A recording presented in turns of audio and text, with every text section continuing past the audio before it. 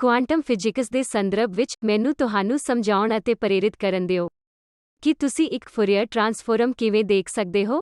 ਸੋ, ਜਿਸ ਤਰ੍ਹਾਂ ਤੁਸੀਂ ਕਰਦੇ ਹੋ, ਜੇਕਰ ਤੁਹਾਡੇ ਕੋਲ ਇੱਕ ਡੀ ਬਰੋਏ ਵੇਵ ਹੈ, ਵੇਵ ਲੈਂਥ ਲੈਂਬਡਾ, ਜਿਸ ਦਾ ਮਤਲਬ ਹੈ ਕਿ ਤੁਸੀਂ ਵੇਵ ਨੰਬਰ ਨੂੰ 2 ਪਾਈ ਬਾਈ ਲੈਂਬਡਾ ਵਜੋਂ ਲਿਖ ਸਕਦੇ ਹੋ। ਫਿਰ ਤੁਸੀਂ ਇਸ ਡੀ ਬਰੋਏ ਵੇਵ ਲਈ ਵੇਵ ਫੰਕਸ਼ਨ ਨੂੰ ਇਹ ਸਾਈਨ ਕਿ x ਵਜੋਂ ਲਿਖ ਸਕਦੇ ਹੋ। ਇਹ ਮੈਨੂੰ ਯਕੀਨ ਹੈ ਕਿ ਤੁਸੀਂ ਸਾਰਿਆਂ ਨੇ ਦੇਖਿਆ ਹੋਵੇਗਾ। ਹਾਂ ਜਾਂ ਨਾ, ਇਹ ਇੱਕ ਵਿਸ਼ੇਸ਼ ਵੇਵ ਲੈਂਥ ਵਾਲੀ ਇਲੈਕਟ੍ਰੋਮੈਗਨੈਟਿਕ ਵੇਵ ਦੀ ਤਰ੍ਹਾਂ ਹੈ, ਜਿਸ ਨੂੰ ਤੁਸੀਂ ਲਿਖ ਸਕਦੇ ਹੋ। ਜੇ ਤੁਹਾਡੇ ਕੋਲ ਟਾਈਮ ਡਿਪੈਂਡੈਂਸ ਹੈ ਤਾਂ ਤੁਸੀਂ ਕਿ x ਮਾਈਨਸ ਓਮੇਗਾ t ਵਜੋਂ ਰੱਖ ਸਕਦੇ ਹੋ। ਤਾਂ ਮੈਨੂੰ ਸਿਰਫ x ਦਾ ਸਾਈ ਲੈਣ ਦਿਓ ਅਤੇ ਤੁਸੀਂ ਦੋ ਵੇਵਸ ਦੀ ਸੁਪਰਪੋਜੀਸ਼ਨ ਕਰ ਸਕਦੇ ਹੋ। ਤੁਹਾਡੇ ਕੋਲ ਸਾਈ 1 ਕੇ 1 ਵਜੋਂ ਹੋ ਸਕਦਾ ਹੈ ਅਤੇ ਤੁਹਾਡੇ ਕੋਲ x ਦੇ ਸਾਈ 2a ਵਜੋਂ ਹੋ ਸਕਦਾ ਹੈ। ਮਾਫ ਕਰਨਾ, ਕੁਝ ਹੋਰ ਐਂਪਲੀਟਿਊਡ। ਤੁਹਾਡਾ ਉਹੀ ਐਂਪਲੀਟਿਊਡ ਸਾਈਨ k2 ਹੋ ਸਕਦਾ ਹੈ। ਮੈਨੂੰ k2 ਨੂੰ k1 ਪਲਸ ਡੈਲਟਾ ਕੇ x ਵਜੋਂ ਲੈਣ ਦਿਓ। ਸੋ ਇਹ ਸੁਪਰਪੋਜੀਸ਼ਨ ਕੀ ਹੋਵੇਗੀ? ਇਹ ਤੁਹਾਨੂੰ ਇੱਕ ਨਵੀਂ ਸੁਪਰਪੋਸਟ ਵੇਵ ਦੇਵੇਗੀ ਜਿਸ ਨੂੰ ਤੁਸੀਂ ਸਾਈ ਵਜੋਂ x ਦੇ ਸਾਈ 1 ਪਲਸ x ਦੇ ਸਾਈ 2 ਵਜੋਂ ਲਿਖ ਸਕਦੇ ਹੋ, ਜੋ ਕਿ ਇੱਕ ਸੁਪਰਪੋਸਟ ਸਟੇਟ ਹੈ। ਤੁਸੀਂ ਅਜਿਹਾ ਕਰ ਸਕਦੇ ਹੋ। ਇਸ ਲਈ ਜਦੋਂ ਤੁਹਾਡੇ ਕੋਲ ਸਿਰਫ 1 ਡੀ ਬਰੋਏ ਵੇਵ ਹੁੰਦੀ ਹੈ ਤਾਂ ਇਸ ਦੀ ਇੱਕ ਨਿਸ਼ਚਿਤ ਵੇਵ ਲੈਂਥ ਹੁੰਦੀ ਹੈ। ਜੇਕਰ ਤੁਸੀਂ ਇੱਕ ਹੋਰ ਵੇਵ ਨੂੰ ਜੋੜਨਾ ਸ਼ੁਰੂ ਕਰਦੇ ਹੋ, ਤਾਂ ਤੁਸੀਂ ਇਹ ਦੇਖਣਾ ਸ਼ੁਰੂ ਕਰੋਗੇ ਕਿ ਇੱਕ ਸੁਪਰਪੋਸਟ ਸਟੇਟ ਹੋਵੇਗੀ, ਪਰ ਨਿਸ਼ਚਿਤ ਵੇਵ ਲੈਂਥ ਹੋਵੇਗੀ, ਪਰ ਕੁਝ ਚੌੜਾਈ ਜੋ ਤੁਹਾਡੇ ਡੈਲਟਾ ਕੇ ਦੇ ਅਨੁਪਾਤੀ ਹੈ। ਤੁਸੀਂ ਇਸ ਨੂੰ ਅਸਾਈਨਮੈਂਟ ਸਮੱਸਿਆਵਾਂ ਵਿੱਚੋਂ ਇੱਕ ਵਜੋਂ ਕੀਤਾ ਹੈ। ਜੇਕਰ ਤੁਸੀਂ ਉਹਨਾਂ ਵਿੱਚੋਂ ਬਹੁਤਿਆਂ ਨੂੰ ਸੁਪਰਪੋਸਟ ਕਰਦੇ ਹੋ, ਤਾਂ ਉਸ ਨੂੰ ਕੀ ਕਹਿੰਦੇ ਹਨ? ਸੁਪਰਪੋਸਟ ਵੇਵ ਫੰਕਸ਼ਨ ਜਾਂ ਸੁਪਰਪੋਸਟ ਵੇਵ। ਮੈਂ ਉਹਨਾਂ ਵਿੱਚੋਂ ਦੋ ਨਿਸ਼ਚਿਤ ਵੇਵ ਲੈਂਥ ਵਾਲੀਆਂ 2 ਡੀ ਬਰੋਏ ਵੇਵ ਕੀਤੀਆਂ ਹਨ। ਪਰ ਜੇਕਰ ਮੇਰੇ ਕੋਲ ਇਹਨਾਂ ਵਿੱਚੋਂ ਬਹੁਤ ਸਾਰੀਆਂ ਹਨ, ਤਾਂ ਆਓ ਅਸੀਂ k1 ਪਲਸ 2 ਡੈਲਟਾ ਕੇ k1 ਪਲਸ 2 3 ਡੈਲਟਾ ਕੇ ਆਦਿ ਲਈਏ। ਤੁਹਾਨੂੰ ਕੀ ਵੇਵ ਪੈਕੇਟ ਮਿਲਣਾ ਚਾਹੀਦਾ ਹੈ? ਠੀਕ, ਵੇਵ ਪੈਕੇਟ। ਵੇਵ ਪੈਕੇਟ ਬਹੁਤ ਸਾਰੀਆਂ ਡੀ ਬਰੋਏ ਵੇਵਜ਼ ਦਾ ਇੱਕ ਸੁਪਰਪੋਜੀਸ਼ਨ ਹੈ। ਕੀ ਤੁਸੀਂ ਵੱਖੋ ਵੱਖਰੇ ਨਾਲ ਸਹਿਮਤ ਹੋ? ਆਓ ਅਸੀਂ ਡੈਲਟਾ ਕੇ k1 ਪਲਸ ਡੈਲਟਾ ਕੇ ਦੇ ਚਰਨਾਂ ਵਿੱਚ k1 2k2 ਵਿਚਕਾਰ ਕੇ ਲਾਈਨ ਨੂੰ ਉਤਾਰੀਏ। ਇਸ ਲਈ ਕਿ ਸਥਿਤੀ ਦੀ ਸੂਚੀ ਜੋ ਤੁਹਾਡੇ ਕੋਲ k1 ਪਲਸ ਡੈਲਟਾ ਕੇ ਹੋ ਸਕਦੀ ਹੈ, ਤੁਸੀਂ k2 ਤੱਕ ਚੱਲੋਗੇ। ਸੋ ਉਹ ਸਾਰੀਆਂ ਸੰਭਵ ਡੀ ਬਰੋਏ ਵੇਵਜ਼ ਦੀ ਇੱਕ ਵੇਵ ਪੈਕੇਟ ਸੁਪਰਪੋਜੀਸ਼ਨ ਹੈ। ਅਤੇ ਇਹ ਵੇਵ ਪੈਕੇਟ ਜਦੋਂ ਅਸੀਂ ਅਜਿਹਾ ਕਰਨਾ ਸ਼ੁਰੂ ਕਰਦੇ ਹਾਂ, ਤਾਂ ਕੀ ਹੁੰਦਾ ਹੈ? ਤੁਸੀਂ ਵੇਵ ਪੈਕੇਟ ਲਈ ਇੱਕ ਖਾਸ ਵੇਵ ਲੈਂਥ ਗੁਆ ਦਿੰਦੇ ਹੋ। ਡੀ ਬਰੋਏ ਵੇਵ ਦੀ ਇੱਕ ਖਾਸ ਵੇਵ ਲੈਂਥ ਹੁੰਦੀ ਹੈ। ਇੱਕ ਸਿੰਗਲ ਡੀ ਬਰੋਏ ਵੇਵ ਦੀ ਇੱਕ ਖਾਸ ਵੇਵ ਲੈਂਥ ਵੇਵ ਨੰਬਰ ਜਾਂ ਵੇਵ ਲੈਂਥ ਹੁੰਦੀ ਹੈ। ਪਰ ਜੇ ਤੁਸੀਂ ਬਹੁਤ ਸਾਰੀਆਂ ਡੀ ਬਰੋਏ ਵੇਵਜ਼ ਨੂੰ ਸੁਪਰਪੋਜ਼ ਕਰਨਾ ਸ਼ੁਰੂ ਕਰਦੇ ਹੋ, ਤਾਂ ਵੇਵ ਲੈਂਥ ਬਾਰੇ ਜਾਣਕਾਰੀ ਖਤਮ ਹੋ ਜਾਂਦੀ ਹੈ। ਤੁਸੀਂ ਸਾਰੇ ਸਹਿਮਤ ਹੋ? ਪਰ ਕੀ ਹੁੰਦਾ ਹੈ? ਵੇਵ ਪੈਕੇਟ ਪਾਰਟੀਕਲ ਦੇ ਬਹੁਤ ਨੇੜੇ ਹੈ, ਜਿਸ ਦਾ ਮਤਲਬ ਹੈ ਕਿ ਤੁਸੀਂ ਐਂਪਲੀਟਿਊਡ ਨੂੰ ਰੀਅਲ ਵਿੱਚ ਵੱਧ ਤੋਂ ਵੱਧ ਦੇਖਣਾ ਸ਼ੁਰੂ ਕਰੋਗੇ। ਸੋ, ਜੇਕਰ ਮੈਂ ਇਸ ਨੂੰ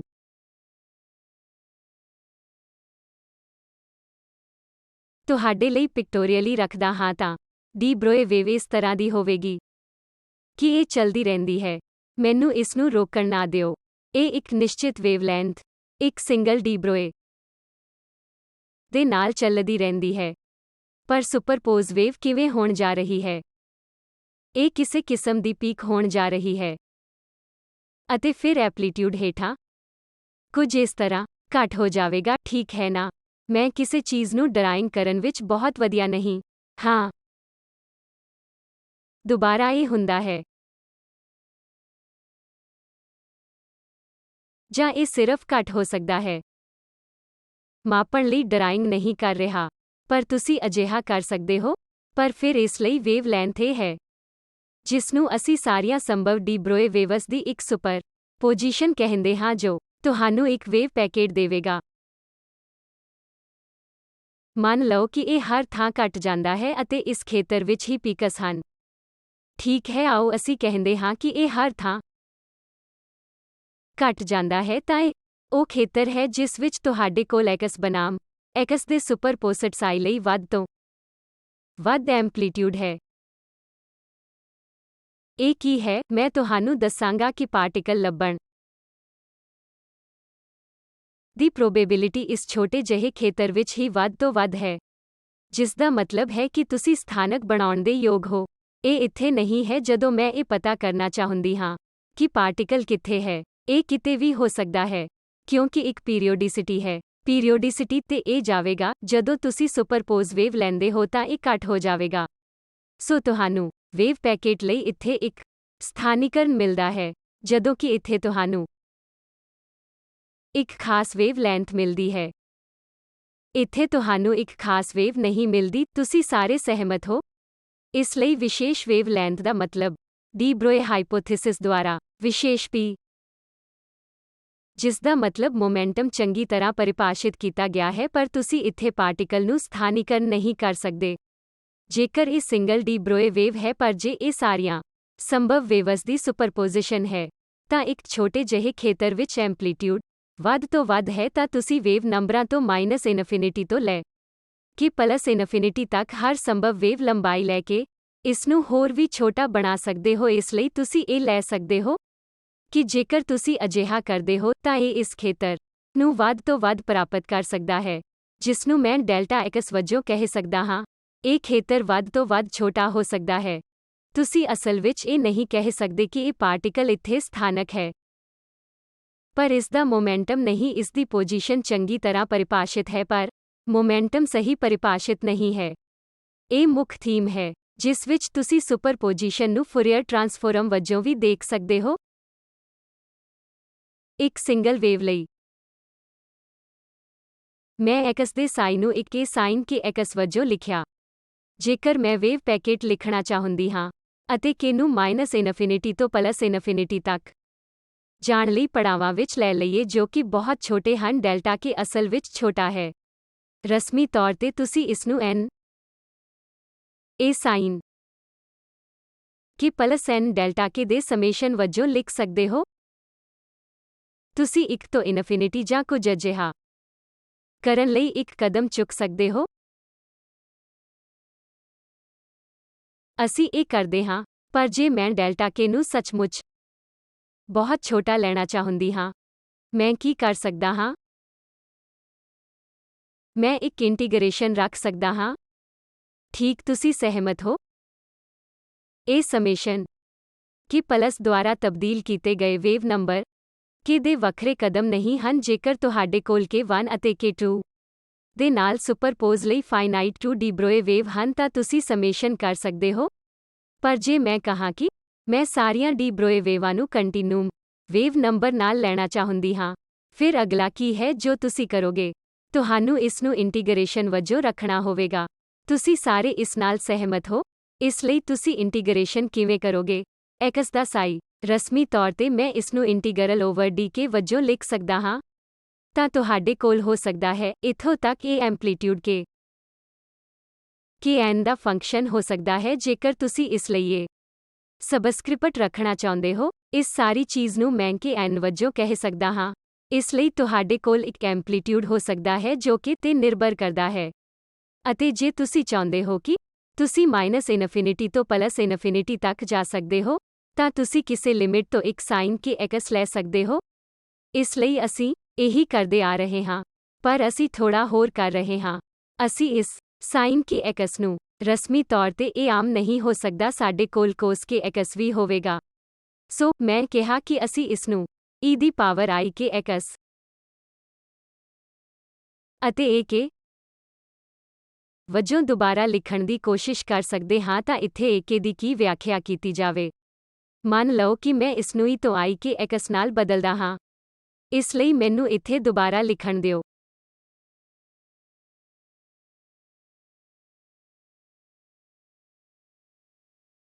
ਜੋੜ ਨਾਰਮੇਲਾਈਜੇਸ਼ਨ। ਸਾਨੂੰ ਨਾਰਮੇਲਾਈਜੇਸ਼ਨ ਬਾਰੇ ਚਿੰਤਾ ਕਰਨ ਦੀ ਜ਼ਰੂਰਤ ਨਹੀਂ ਹੈ।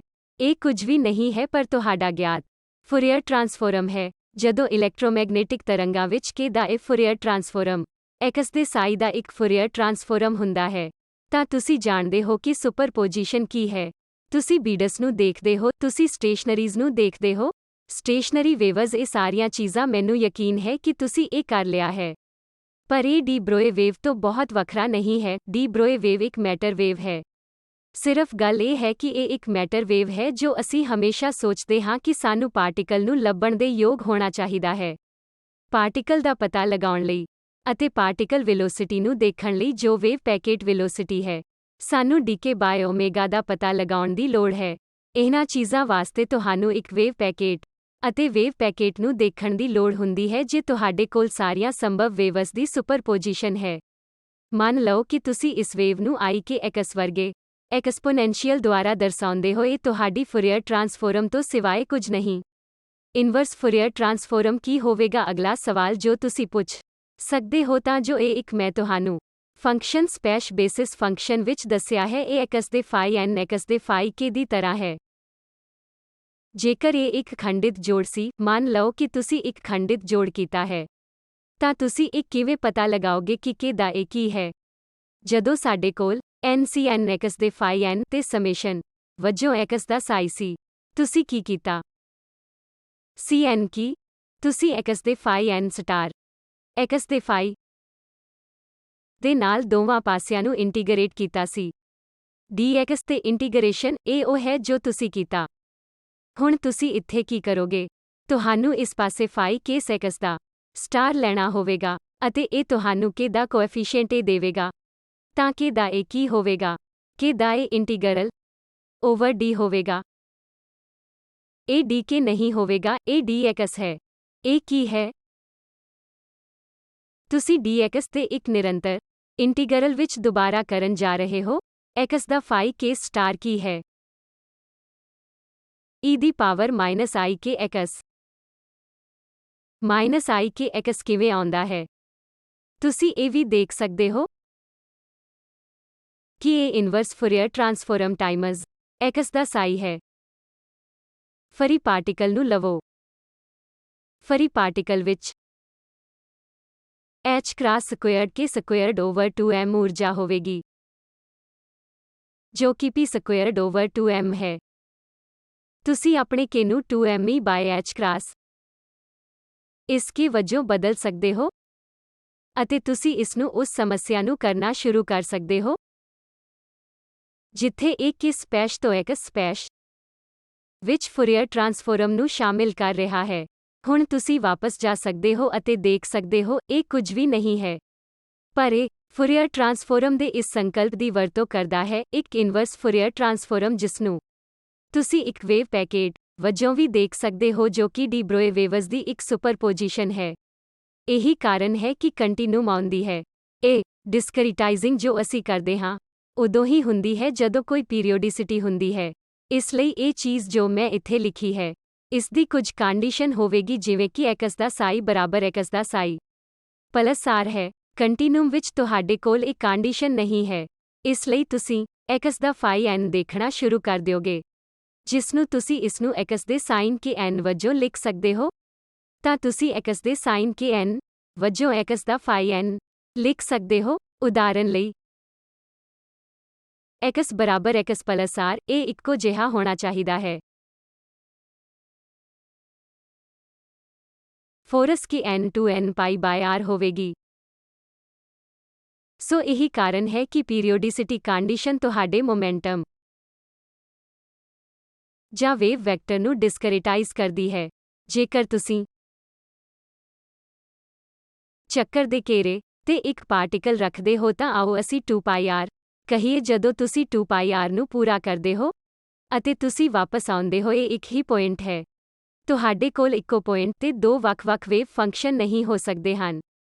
ਇਹ x ਅਤੇ x ਪਲਸ 2 ਪਾਈ r ਹੈ। ਇਹ ਇੱਕੋ ਜਿਹਾ ਹੋਣਾ ਬਿਹਤਰ ਹੈ। ਤਾਂ ਜੋ ਕੁਝ ਪੀਰੀਓਡਿਕ ਫੰਕਸ਼ਨਾਂ ਦੀ ਸਿੰਗਲ ਵੈਲਿਊਡਨੈਸ ਦੀ ਕੰਡੀਸ਼ਨ ਤੁਹਾਡੇ ਵੇਵ ਵੈਕਟਰ ਨੂੰ ਡਿਸਕ੍ਰੀਟਾਈਜ਼ ਕਰਨ ਦੀ ਆਗਿਆ ਦੇਵੇਗੀ। ਪਰ ਜੇ ਇਹ ਇੱਕ ਫਰੀ ਪਾਰਟੀਕਲ ਹੈ ਜੋ -ਇਨਫਿਨਿਟੀ ਤੋਂ +ਇਨਫਿਨਿਟੀ ਤੱਕ ਜਾ ਰਿਹਾ ਹੈ, ਤਾਂ ਇਸ ਤੇ ਕੋਈ ਪੀਰੀਓਡਿਸਿਟੀ ਨਹੀਂ ਹੈ। ਸੋ ਇਹ ਤੁਹਾਨੂੰ ਇਹ ਇੰਟੀਗਰੇਟ ਕਰਨ ਲਈ ਮਜਬੂਰ ਕਰੇਗਾ। ਸੋ ਤੁਹਾਨੂੰ ਪਤਾ ਹੋਣਾ ਚਾਹੀਦਾ ਹੈ ਕਿ ਜਦੋਂ ਕੋਈ ਪੀਰੀਓਡਿਕ ਫੰਕਸ਼ਨ ਹੁੰਦਾ ਹੈ, ਤਾਂ ਡਿਸਕਰੀਟ ਦੀ ਵਰਤੋਂ ਕਦੋਂ ਕਰਨੀ ਹੈ। ਜਾਂ ਤੁਸੀਂ ਪਾਰਟੀਕਲ ਦੀ ਰੁਕਾਵਟ ਨੂੰ ਕਿਸੇ ਖੇਤਰ ਤੇ ਲਗਾਉਂਦੇ ਹੋ, ਜੋ ਇਸ ਤਰ੍ਹਾਂ ਦੀਆਂ ਕੁਝ ਬਾਉਂਡਰੀ ਕੰਡੀਸ਼ਨਸ ਹਨ। ਨਹੀਂ ਤਾਂ ਤੁਹਾਡੇ ਕੋਲ k ਦੀ ਇੱਕ ਕੰਟੀਨਿਊਮ ਹੋਵੇਗੀ ਅਤੇ k ਇੱਕ ਨਿਰੰਤਰਤਾ ਦਾ ਮਤਲਬ ਹੈ ਕਿ ਤੁਹਾਨੂੰ ਇੱਕ ਇੰਟੀਗਰੇਸ਼ਨ ਕਰਨਾ ਪਵੇਗਾ ਅਤੇ ਸਮੇਸ਼ਨ ਬਾਰੇ ਗੱਲ ਕਰਨ ਦਾ ਕੋਈ ਮਤਲਬ ਨਹੀਂ ਹੈ। ਸੋ ਇਹ ਫੋਰੀਅਰ ਟ੍ਰਾਂਸਫਾਰਮ ਇਨਵਰਸ ਫੋਰੀਅਰ ਟ੍ਰਾਂਸਫਾਰਮ ਬਾਰੇ ਹੈ। ਸੋ ਮੈਂ ਅੱਜ ਦੇ ਲੈਕਚਰ ਤੇ ਪਹੁੰਚਦੀ ਹਾਂ, ਜਿੱਥੇ ਮੈਂ ਰਸਮੀ ਤੌਰ ਤੇ ਕੁਆਂਟਮ ਮਕੈਨਿਕਸ ਦੇ ਪੋਸਟੂਲੇਟਸ ਨੂੰ ਪੇਸ਼ ਕਰਨਾ ਚਾਹੁੰਦੀ ਹਾਂ। ਸੋ ਜਾਣ ਤੋਂ ਪਹਿਲਾਂ ਅਸੀਂ ਸਾਰੇ ਸਕੁਏਅਰ ਇੰਟੀਗਰਲ ਫੰਕਸ਼ਨ ਕੀਤੇ ਹਨ। ਜੋ ਅਸੀਂ ਇਸ ਨੂੰ a, b ਦੇ l2 ਵਜੋਂ ਦਰਸਾਉਂਦੇ ਹਾਂ, ਇਹੀ ਅਸੀਂ ਕੀਤਾ ਹੈ। ਫਿਰ ਮੈਂ ਤੁਹਾਡੇ ਲਈ ਸਕੁਏਅਰ ਸਮਮੇਬਲ ਕਰਮ ਦਾ ਸੰਗ੍ਰਹਿ ਵੀ ਪੇਸ਼ ਕੀਤਾ ਹੈ। ਅਤੇ ਇਹ ਕਿ ਅਸੀਂ ਇਸ ਨੂੰ ਲਿਟਲ l2 ਦੁਆਰਾ ਦਰਸਾਉਂਦੇ ਹਾਂ। ਇਸ ਸੈੱਟ ਦਾ ਇੱਕ ਸੰਗ੍ਰਹਿ phi nh1 ਇਹ ਸੈੱਟ ਇੱਕ ਕਰਮ ਹੈ ਅਤੇ ਅਸੀਂ ਇਸ ਨੂੰ ਲਿਮਿਟ l ਦੁਆਰਾ ਦਰਸਾਉਂਦੇ ਹਾਂ। ਅਸੀਂ ਇਹ ਵੀ ਦੇਖਿਆ ਹੈ ਕਿ ਅਜਿਹੀ l2 ਸਪੇਸ ਵਿੱਚ ਤੁਸੀਂ ਇਸ ਬ੍ਰੈਕਟ ਨੂੰ ਪਾ ਕੇ ਇੱਕ ਆਰਬਿਟਰੇਰੀ ਸਟੇਟ ਲਿਖ ਸਕਦੇ ਹੋ, ਜੋ ਕਿ ਇਹ ਯੂਨਿਟ ਆਪਰੇਟਰ ਹੈ। ਇਹ ਸਿਰਫ ਇਹ ਯੂਨਿਟ ਆਪਰੇਟਰ ਹੈ ਜੋ ਉਸ ਸਟੇਟ ਤੇ ਕੰਮ ਕਰ ਰਿਹਾ ਹੈ। ਪਰ ਤੁਸੀਂ ਇਸ ਨੂੰ ਸਟੇਟ ਦੇ ਇਸ ਅੰਦਰੂਨੀ ਪ੍ਰੋਡਕਟ ਨੂੰ ਇੱਕ ਪ੍ਰੋਬੇਬਿਲਿਟੀ ਐਂਪਲੀਟਿਊਡ ਵਜੋਂ ਦੇਖਦੇ ਹੋਏ ਇਸ ਦੀ ਪੁਨਰ ਵਿਆਖਿਆ ਕਰ ਸਕਦੇ ਹੋ, ਜੋ ਅਸੀਂ ਇਸ ਨੂੰ Cn ਵਜੋਂ ਦਰਸਾਉਂਦੇ ਹਾਂ। ਅਤੇ ਫਿਰ ਸਟੇਟ ਦਾ ਇੱਕ ਫਾਈਨਾਈਟ ਮਾਪ ਹੋਣਾ ਚਾਹੀਦਾ ਹੈ, ਕੋਈ ਵੀ ਆਰਬਿਟਰੇਰੀ ਸਟੇਟ ਫੋਰਸ, ਜੋ ਇਹ Cn ਕੋਐਫੀਸ਼ੀਐਂਟ ਇਸ ਵਿਸ਼ੇਸ਼ਤਾ ਨੂੰ ਸੰਤੁਸ਼ਟ ਕਰਨੇ ਚਾਹੀਦੇ ਹਨ। ਇਹ ਸਕੁਏਅਰ ਸਮਮੇਬਲ ਕਰਮ ਲਈ ਇੱਕ ਕੰਡੀਸ਼ਨ ਹੈ। ਹੌਲੀ-ਹੌਲੀ ਸਾਨੂੰ ਕਈ ਵਾਰ ਇਹ ਸ਼ਬਦ ਸੁਣੋਗੇ ਕਿ ਵੈਕਟਰ ਸਪੇਸ ਨੂੰ ਹਮੇਸ਼ਾ ਇਹ ਹਿਲਬਰਟ ਸਪੇਸ ਵਜੋਂ ਕਿਹਾ ਜਾਂਦਾ ਹੈ। ਸੋ ਸਿਰਫ ਇਸ ਬਾਰੇ ਕੁਝ ਮਿੰਟ ਬਿਤਾਉਣ ਲਈ ਕਿ ਹਿਲਬਰਟ ਸਪੇਸ ਦੀ ਪਰਿਭਾਸ਼ਾ ਕੀ ਹੈ ਅਤੇ ਸਾਰੀਆਂ ਕੁਆਂਟਮ ਮਕੈਨਿਕਸ ਸਮੱਸਿਆਵਾਂ ਇਹ ਮੰਨਦੀਆਂ ਹਨ ਕਿ ਅਸੀਂ ਇੱਕ ਵਿਸ਼ੇਸ਼ vector space linear vector space ਵਿੱਚ ਕੰਮ ਕਰਦੇ ਹਾਂ, ਜਿਸ ਨੂੰ ਇਹ ਹਿਲਬਰਟ ਸਪੇਸ ਵਜੋਂ ਕਹਿੰਦੇ ਹਨ। ਸੋ ਸਭ ਤੋਂ ਪਹਿਲਾਂ ਸਕੁਏਅਰ ਸਮਮੇਬਲ ਕਰਮ ਇੱਕ ਕਾਚੀ ਕਰਮ ਹੈ। ਜੇਕਰ ਇਹ ਕੁਝ ਵਿਸ਼ੇਸ਼ਤਾਵਾਂ ਦੀ ਪਾਲਣਾ ਕਰਦਾ ਹੈ ਤਾਂ ਤੁਹਾਨੂੰ n ਅਤੇ m ਬਹੁਤ ਵੱਡਾ ਲੈਣ ਦੀ ਲੋੜ ਹੈ। ਅਤੇ ਜੇਕਰ ਤੁਸੀਂ ਇਹਨਾਂ ਦੋ ਵੈਕਟਰਾਂ ਵਿਚਕਾਰ ਅੰਤਰ ਲੈਂਦੇ ਹੋ ਤਾਂ ਇਹਨਾਂ ਦੋ ਵੈਕਟਰਾਂ ਦੇ ਮਾਪ ਨੂੰ ਲੈਂਦੇ ਹੋ, ਇਹ 0 ਹੋ ਜਾਣਾ ਚਾਹੀਦਾ ਹੈ। ਇਸੇ ਤਰ੍ਹਾਂ ਉਸ ਕਰਮ ਵਿੱਚ ਜਦੋਂ n ਬਹੁਤ ਵੱਡਾ ਹੁੰਦਾ ਹੈ ਤਾਂ ਇਹ ਫਾਈਨਾਈਟ ਮੁੱਲਾਂ ਨੂੰ ਜੋੜਦਾ ਹੈ। ਅਤੇ ਫਿਰ ਅਸੀਂ ਇਸ ਸਟੇਟ phi ਨੂੰ ਕਹਿੰਦੇ ਹਾਂ, ਜਿਸ ਤੇ ਇਹ ਜਾਂਦਾ ਹੈ। ਇਹ ਇੱਕ ਲਿਮਿਟ ਤਰੀਕਾ ਹੈ। ਕਈ ਵਾਰ ਅਸੀਂ ਇਹ ਮੰਨਣ ਜਾ ਰਹੇ ਹਾਂ ਕਿ ਜੋ ਵੀ ਲੀਨੀਅਰ ਵੈਕਟਰ ਸਪੇਸ ਅਸੀਂ ਦੇਖ ਰਹੇ ਹਾਂ ਉਹ ਅਸਲ ਵਿੱਚ ਇਹ ਵੈਕਟਰ ਸਪੇਸ ਹੈ, ਜਿਸ ਵਿੱਚ ਇਹ ਲਿਮਿਟ ਵੈਕਟਰ ਹੈ। ਅਤੇ ਅਸੀਂ ਅਜਿਹੇ ਵੈਕਟਰ ਸਪੇਸ ਨੂੰ ਘੱਟੋ-ਘੱਟ ਤਕਨੀਕੀ ਤੌਰ ਤੇ ਇੱਕ ਪੂਰਨ ਲੀਨੀਅਰ ਵੈਕਟਰ ਸਪੇਸ ਕਹਿੰਦੇ ਹਾਂ। ਸੋ ਇਹ ਇਹਨਾਂ ਵਿੱਚੋਂ ਕੁਝ ਪਰਿਭਾਸ਼ਾਵਾਂ ਹਨ ਜੋ ਰਸਮੀ ਪਰਿਭਾਸ਼ਾਵਾਂ ਵਿੱਚ ਜਾਂਦੀਆਂ ਹਨ। ਪਰ ਕਈ ਵਾਰ ਅਸੀਂ ਕਹਿੰਦੇ ਹਾਂ ਕਿ ਅਸੀਂ ਹਿਲਬਰਟ ਸਪੇਸ ਵਿੱਚ ਕੰਮ ਕਰਦੇ ਹਾਂ। ਪਰ ਮੈਂ ਸੋਚਿਆ ਕਿ ਘੱਟੋ-ਘੱਟ ਇੱਕ ਕੁਆਂਟਮ ਮਕੈਨਿਕਸ ਦੇ ਤੌਰ ਤੇ ਸਾਨੂੰ ਪਤਾ ਹੋਣਾ ਚਾਹੀਦਾ ਹੈ ਕਿ ਤੁਸੀਂ ਇਸ ਨੂੰ ਕਦੋਂ ਕਹਿੰਦੇ ਹੋ ਕਿ ਇਹ ਇੱਕ ਸੰਪੂਰਨ ਵੈਕਟਰ ਸਪੇਸ ਹੈ। ਜੇਕਰ ਲਿਮਿਟ ਵੈਕਟਰ ਨੂੰ ਲੀਨੀਅਰ ਵੈਕਟਰ ਸਪੇਸ ਵਿੱਚ ਸ਼ਾਮਿਲ ਕੀਤਾ ਜਾਂਦਾ ਹੈ, ਤਾਂ ਇਸ ਨੂੰ ਸੰਪੂਰਨ ਵੈਕਟਰ ਸਪੇਸ ਕਹਿੰਦੇ ਹਨ। ਜਦੋਂ ਤੁਸੀਂ ਇਸ ਨੂੰ ਹਿਲਬਰਟ ਸਪੇਸ ਵਜੋਂ ਕਹਿੰਦੇ ਹੋ, ਸਾਰੇ ਲੀਨੀਅਰ ਵੈਕਟਰ ਸਪੇਸ ਵਜੋਂ ਨਹੀਂ। ਤੁਹਾਡੇ ਕੋਲ ਪਰਿਭਾਸ਼ਿਤ ਕਰਨ ਲਈ ਇੱਕ ਅੰਦਰੂਨੀ ਪ੍ਰੋਡਕਟ ਹੋਣਾ ਚਾਹੀਦਾ ਹੈ ਜੋ ਉਹ ਸਪੇਸਸ ਹੋ ਸਕਦੀਆਂ ਹਨ ਜਿੱਥੇ ਤੁਹਾਡੇ ਕੋਲ ਕੋਈ ਅੰਦਰੂਨੀ ਪ੍ਰੋਡਕਟ ਨਹੀਂ ਹੈ, ਜਿਵੇਂ ਕਿ ਤੁਹਾਨੂੰ ਅਸਲ ਵਿੱਚ ਇੱਕ ਲੀਨੀਅਰ ਪ੍ਰੋਡਕਟ ਦੀ ਲੋੜ ਨਹੀਂ ਹੈ। ਜੇਕਰ ਤੁਸੀਂ ਸ਼੍ਰੋਡਿੰਗਰ ਇਕੁਏਸ਼ਨ ਲੈਂਦੇ ਹੋ, ਤਾਂ ਤੁਸੀਂ ਸੋਲਿਊਸ਼ਨ ਠੀਕ ਜਾਂ ਕੋਈ ਆਰਬਿਟਰੇਰੀ ਸਮੀਕਰਨ ਲੱਭਦੇ ਹੋ। ਤੁਸੀਂ ਸੋਲਿਊਸ਼ਨ ਦਾ ਇੱਕ ਸੈੱਟ ਲੱਭਦੇ ਹੋ। ਸੁਪਰਪੋਜੀਸ਼ਨ ਵੀ ਇੱਕ ਸੋਲਿਊਸ਼ਨ ਹੈ, ਪਰ ਤੁਸੀਂ ਇਹ ਨਹੀਂ ਲੱਭ ਸਕਦੇ ਕਿ ਉਹਨਾਂ ਲਈ ਡਿਊਲ ਸੋਲਿਊਸ਼ਨ ਕੀ ਹਨ। ਇਸ ਲਈ ਹੋ ਸਕਦਾ ਹੈ ਕਿ ਉਹਨਾਂ ਵਿੱਚੋਂ ਕੁਝ ਦਾ ਗੁਣ ਵੀ ਨਾ ਹੋਵੇ। ਅੰਦਰੂਨੀ ਪ੍ਰੋਡਕਟ ਬਾਰੇ ਸੋਚਣਾ। ਜੇਕਰ ਤੁਹਾਡੇ ਕੋਲ ਅੰਦਰੂਨੀ ਪ੍ਰੋਡਕਟ ਵੀ ਪਰਿਭਾਸ਼ਿਤ ਹੈ, ਤਾਂ ਇਸ ਸੰਪੂਰਨ ਵੈਕਟਰ ਸਪੇਸ ਨੂੰ ਹਿਲਬਰਟ ਸਪੇਸ ਕਹਿੰਦੇ ਹਨ ਅਤੇ ਜ਼ਿਆਦਾਤਰ ਪਾਠ ਪੁਸਤਕਾਂ ਜਾਂ ਜ਼ਿਆਦਾਤਰ ਸਾਹਿਤ ਵਿੱਚ ਉਹ ਇਸ ਕਰਲੀ ਐਚ ਨੂੰ ਪਾਉਂਦੇ ਹਨ। ਸੋ ਅਸੀਂ ਲਾਜ਼ਮੀ ਤੌਰ ਤੇ ਲੀਨੀਅਰ ਵੈਕਟਰ ਸਪੇਸ ਕਰ ਰਹੇ ਹਾਂ। ਪਰ ਇਹਨਾਂ ਵਿੱਚੋਂ ਕੁਝ ਚੀਜ਼ਾਂ ਇਹ ਮੰਨੀਆਂ ਜਾਂਦੀਆਂ ਹਨ ਕਿ ਇੱਕ ਫਾਈਨਾਈਟ ਸਮਮੇਬਲ ਕ੍ਰਮ ਵਿੱਚ ਇਸ ਫਾਈਨਾਈਟ ਵੈਕਟਰ ਦੇ ਨਾਲ ਤੁਹਾਡਾ ਲੀਨੀਅਰ ਵੈਕਟਰ ਸਪੇਸ ਵੀ ਸ਼ਾਮਿਲ ਹੈ ਅਤੇ ਤੁਹਾਡੇ ਕੋਲ ਉਸ ਵੈਕਟਰ ਸਪੇਸ ਵਿੱਚ ਅੰਦਰੂਨੀ ਪ੍ਰੋਡਕਟ ਪਰਿਭਾਸ਼ਾ ਹੈ। ਸੋ ਇਹ ਸਾਰੀ ਚੀਜ਼ ਮਿਲ ਕੇ ਉਹ ਹੈ ਜਿਸ ਨੂੰ ਅਸੀਂ ਹਿਲਬਰਟ ਸਪੇਸ ਕਹਿੰਦੇ ਹਾਂ। ਇਹ ਇਸ ਪਰਿਭਾਸ਼ਾ ਲਈ ਹੈ ਕਿ ਅਸੀਂ ਇਸ ਨੂੰ ਹਿਲਬਰਟ ਕਿਉਂ ਕਹਿੰਦੇ ਹਾਂ। ਸੋ ਅਸੀਂ ਪਿਛਲੇ ਲੈਕਚਰ ਵਿੱਚ ਨਿਰੀਖਣਯੋਗਾਂ ਲਈ ਇੱਕ ਆਪਰੇਟਰ ਕੀ ਹੈ ਬਾਰੇ ਸੰਖੇਪ ਵਿੱਚ ਵੀ ਪਤਾ ਕੀਤਾ। ਇਸ ਲਈ ਮੈਂ ਸੋਚਿਆ ਕਿ ਇਹ ਵੀ ਪਤਾ ਹੈ ਕਿ ਇਸ ਵਿੱਚ ਪਰਿਭਾਸ਼ਾ ਕੀ ਹੈ। ਇਹ ਆਪਰੇਟਰ ਹੁਣ ਹਿਲਬਰਟ ਸਪੇਸ ਵਿੱਚ ਵੈਕਟਰਾਂ ਤੇ ਕੰਮ ਕਰਦੇ ਹਨ ਅਤੇ ਇਹਨਾਂ ਆਪਰੇਟਰਾਂ ਨੂੰ ਲੀਨੀਅਰ ਆਪਰੇਟਰ ਕਹਿੰਦੇ ਹਨ। ਜੇਕਰ ਇਹ ਸੰਤੁਸ਼ਟ ਹੁੰਦਾ ਹੈ ਕਿ ਜੇਕਰ ਤੁਸੀਂ ਦੋ ਸਟੇਟਸ ਦਾ ਇੱਕ ਲੀਨੀਅਰ ਕੰਬੀਨੇਸ਼ਨ ਲੈਂਦੇ ਹੋ ਅਤੇ ਇੱਕ ਆਪਰੇਟਰ ਇਹ ਹੈ ਤਾਂ ਤੁਸੀਂ ਇਸ ਨੂੰ ਵੱਖ ਕਰ ਸਕਦੇ ਹੋ ਤਾਂ ਕਿ ਇਹ ਇੱਕ ਪ੍ਰਾਪਰਟੀਜ਼। ਦੂਜੀ ਵਿਸ਼ੇਸ਼ਤਾ ਇਹ ਹੈ ਕਿ ਜੇਕਰ ਕੋਈ ਕੰਪਲੈਕਸ ਸਕੇਲਰ ਸਾਈ ਗੁਣਾ ਹੋ ਰਿਹਾ ਹੈ ਤਾਂ ਤੁਸੀਂ ਸਟੇਟ ਸਾਈ ਤੇ ਕੰਮ ਕਰਨ ਲਈ ਆਪਰੇਟਰ ਨੂੰ ਲੈ ਸਕਦੇ ਹੋ ਅਤੇ ਤੁਸੀਂ ਕੰਪਲੈਕਸ ਨੰਬਰ ਲਿਆ ਸਕਦੇ ਹੋ ਅਤੇ ਤੁਹਾਡੇ ਕੋਲ ਇੱਕ ਆਰਬਿਟਰੇਰੀ ਸਟੇਟ ਤੇ ਦੋ ਆਪਰੇਟਰਾਂ ਵਿੱਚੋਂ ਕੋਈ ਵੀ ਹੋ ਸਕਦੇ ਹਨ। ਇਸ ਨੂੰ ਹਰੇਕ ਸਟੇਟ ਦੇ ਜੋੜ ਵਿੱਚ ਆਪਰੇਟਰ ਵਜੋਂ ਲਿਖਿਆ ਜਾ ਸਕਦਾ ਹੈ। ਜੇਕਰ ਤੁਹਾਡੇ ਕੋਲ ਪਹਿਲਾਂ ਦੋ ਆਪਰੇਟਰ ਪ੍ਰੋਡਕਟ ਹਨ, ਜੇਕਰ ਤੁਹਾਡੇ ਕੋਲ ਇੱਕ ਪ੍ਰੋਡਕਟ ਹੈ ਤਾਂ ਇਹ ਜੋੜ ਉਦੋਂ ਹੁੰਦਾ ਸੀ ਜਦੋਂ ਇਹ BBA ਦੇ ਬਰਾਬਰ ਹੁੰਦਾ ਹੈ, ਠੀਕ ਹੈ।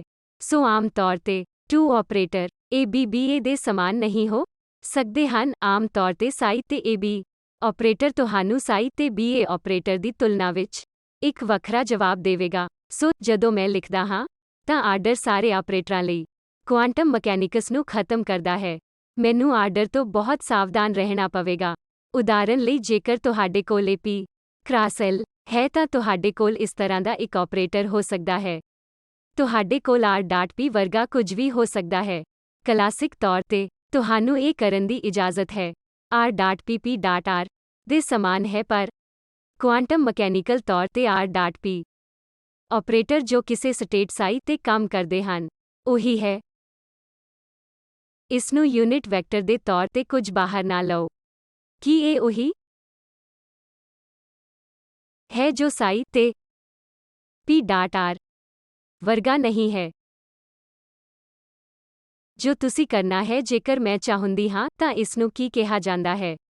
ਜੇਕਰ ਮੇਰੇ ਕੋਲ ਇੱਕ ਯੂਨਿਟ ਵੈਕਟਰ R ਬਾਈ ਮੋਡ R ਹੈ, ਮੈਨੂੰ ਇਸ ਨੂੰ ਭਰਨ ਦਿਓ। ਜੇਕਰ ਤੁਹਾਡੇ ਕੋਲ ਇੱਕ ਯੂਨਿਟ ਵੈਕਟਰ ਹੈ R ਵੈਕਟਰ ਡਾਟ ਰਿਫਲੈਕਟ, ਜੇਕਰ ਮੇਰੇ ਕੋਲ ਇੱਕ ਯੂਨਿਟ ਵੈਕਟਰ ਹੈ, ਇਹ ਆਪਰੇਟਰ ਕੀ ਹੈ? ਇਹ ਤੁਹਾਡੇ ਮੋਮੈਂਟਮ ਦਾ ਰੇਡੀਅਲ ਕੰਪੋਨੈਂਟ ਹੈ। ਮੋਮੈਂਟਮ ਦਾ ਰੇਡੀਅਲ ਕੰਪੋਨੈਂਟ, ਭਾਵੇਂ ਤੁਸੀਂ ਇਸ ਨੂੰ R.P A1 ਜਾਂ P.R ਦੇ ਰੂਪ ਵਿੱਚ ਲਿਖਦੇ ਹੋ, ਕਲਾਸੀਕਲ ਮਕੈਨਿਕਸ ਵਿੱਚ ਇਸ ਨਾਲ ਕੋਈ ਫਰਕ ਨਹੀਂ ਪੈਂਦਾ। ਪਰ ਕੁਆਂਟਮ ਮਕੈਨਿਕਸ ਵਿੱਚ ਸਾਨੂੰ ਧਿਆਨ ਰੱਖਣਾ ਪੈਂਦਾ ਹੈ ਕਿ ਤੁਸੀਂ ਇਸ ਨੂੰ ਕਿਵੇਂ ਬਣਾਉਣਾ ਹੈ। ਮੈਂ PR ਤੇ ਇਹ ਅੰਤਰ ਨਹੀਂ ਚਾਹੁੰਦੀ, ਪਰ ਇੱਥੇ ਮੈਂ ਆਰਡਰ ਮੈਟਰਸ ਨੂੰ ਦੇਖਦਾ ਹਾਂ। ਮੈਨੂੰ ਇਹ ਬਹੁਤ ਹੁਸ਼ਿਆਰੀ ਨਾਲ ਕਰਨਾ ਪਏਗਾ। ਮੈਂ ਇਹ ਕਿਵੇਂ ਕਰਾਂਗੀ? ਇਸ ਸਥਿਤੀ ਲਈ ਸਿਮੈਟ੍ਰਿਕ ਕੰਬੀਨੇਸ਼ਨ ਲੈਣ ਦੀ ਕੋਸ਼ਿਸ਼ ਕਰੋ। ਤੁਸੀਂ R ਆਪਰੇਟਰ P + PR2 ਦੁਆਰਾ ਡਿਵਾਈਡ ਕਰ ਸਕਦੇ ਹੋ।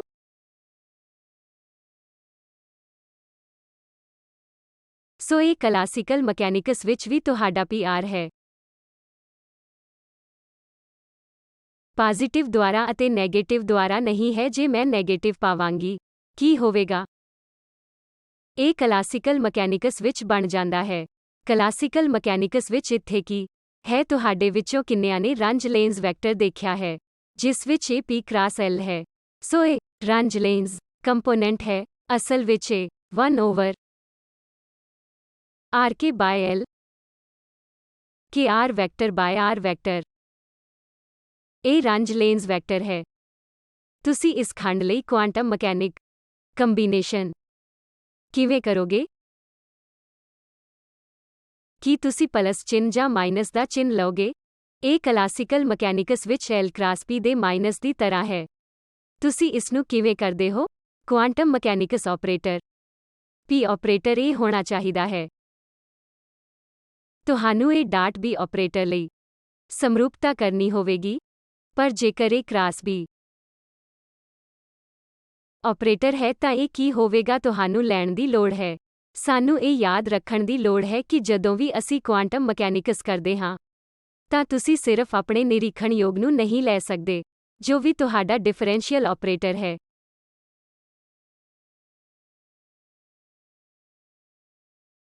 ਪਰ ਜੇਕਰ ਹੋਰ ਆਪਰੇਟਰ ਹਨ ਤਾਂ ਤੁਹਾਨੂੰ ਇਹ ਯਕੀਨੀ ਬਣਾਉਣ ਦੀ ਲੋੜ ਹੈ ਕਿ ਤੁਸੀਂ ਕਿਸੇ ਭੌਤਿਕ ਰਿਐਲਿਟੀ ਨਾਲ ਸੰਪਰਕ ਕਰਨਾ ਚਾਹੁੰਦੇ ਹੋ ਕਿ ਮੈਨੂੰ ਸਮਰੂਪਤਾ ਕਰਨੀ ਚਾਹੀਦੀ ਹੈ ਜਾਂ ਕਿ ਮੈਨੂੰ ਉਲਟ ਸਮਰੂਪਤਾ ਕਰਨੀ ਚਾਹੀਦੀ ਹੈ। ਇਸ ਲਈ ਮੈਂ ਆਮ ਤੌਰ ਤੇ ਦੋ ਆਪਰੇਟਰ ਕਹਿ ਰਿਹਾ ਸੀ। ਕਲਾਸੀਕਲ ਮਕੈਨਿਕਸ ਵਿੱਚ ਤੁਸੀਂ ਕਹਿ ਸਕਦੇ ਹੋ ਕਿ r.pp.r ਦੇ ਸਮਾਨ ਹੈ, ਪਰ ਮੈਂ ਅਜਿਹਾ ਨਹੀਂ ਕਰ ਸਕਦਾ। ਇਹ ਅਸੀਂ ਪਿਛਲੇ ਲੈਕਚਰ ਵਿੱਚ ਦੇਖਿਆ ਸੀ। ਜੇਕਰ ਤੁਹਾਡੇ ਕੋਲ ਆਪਰੇਟਰ ਹੈ ਜੋ ਇੱਕ ਆਰਬਿਟਰੇਰੀ ਸਟੇਟ ਫਾਈ ਤੇ ਕੰਮ ਕਰਦਾ ਹੈ, ਤੁਹਾਨੂੰ ਇੱਕ ਨਵੀਂ ਸਟੇਟ ਸਾਈ ਦਿੰਦਾ ਹੈ। ਡਿਊਲ ਵੈਕਟਰ ਸਪੇਸ ਵਿੱਚ ਤੁਹਾਨੂੰ ਇਸ ਨੂੰ ਕੰਪਲੈਕਸ ਕੰਜੂਗੇਟ ਅਤੇ ਟਰਾਂਸਪੋਜ਼ ਨਾਲ ਬਦਲਣ ਦੀ ਲੋੜ ਹੁੰਦੀ ਹੈ ਜੇਕਰ ਇੱਕ ਮੈਟ੍ਰਿਕਸ ਨਿਰੂਪਣ ਹੈ, ਜਾਂ ਅਸੀਂ ਇਸ ਨੂੰ ਇੱਕ ਅਡਜੋਇੰਟ ਆਪਰੇਟਰ, ਇੱਕ ਡੈਗਰ ਕਹਿੰਦੇ ਹਾਂ। ਇਹ ਤੁਹਾਨੂੰ ਨਵੀਂ ਸਟੇਟ ਦਿੰਦਾ ਹੈ। ਇੱਕ ਡੈਗਰ ਉਹ ਹੈ ਜਿਸ ਨੂੰ ਅਸੀਂ ਅਡਜੋਇੰਟ ਦੇ ਇੱਕ ਕੰਜੂਗੇਟ ਵਜੋਂ ਕਹਿੰਦੇ ਹਾਂ। ਜੋ ਕੁਝ ਵੀ ਤੁਸੀਂ ਪਿਛਲੇ ਲੈਕਚਰ ਵਿੱਚ ਦੇਖਿਆ ਉਸ ਦੇ ਸਾਰ ਵਜੋਂ ਹੈ।